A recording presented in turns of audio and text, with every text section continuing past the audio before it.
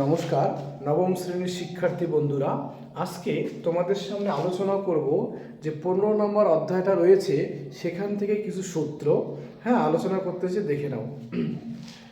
আয়তক্ষেত্রের পরিসীমা 2 দৈর্ঘ্য প্লাস প্রস্থ, আয়তক্ষেত্রের ক্ষেত্রফল দৈর্ঘ্য গুণন প্রস্থ, আয়তক্ষেত্রের কর্ণের দৈর্ঘ্য √/, দৈর্ঘ্য স্কয়ার প্লাস প্রস্থ স্কয়ার, বর্গক্ষেত্রের পরিসীমা 4 গুণন বাহু, বর্গক্ষেত্রের ক্ষেত্রফল বাহু গুণন বাহু, বর্গক্ষেত্রের কর্ণের দৈর্ঘ্য বাহু √2, সমবাহু ত্রিভুজের ক্ষেত্রফল √3/4 ইন্টু বাহু স্কয়ার, আর সমবাহু ত্রিভুজ উচ্চতা √3/2 ইন্টু বাহু। তার মানে দেখো তোমরা এখানে প্রথমে 3টা সূত্র কিন্তু আমি আয়তক্ষেত্রে নিয়েছি, তারপরে 3টা কিন্তু আমি বর্গক্ষেত্রে নিয়েছি, তারপরে 2টো কিন্তু সমবাহু ত্রিভুজের সূত্র নিয়েছি। এইভাবে যদি সাজানো সূত্রভাবে সাজিয়ে পড়ো বা সাজানো নোট পড়ো তাহলে কিন্তু আমাদের মুখস্থ করতে সুবিধা হবে, ঠিক আছে।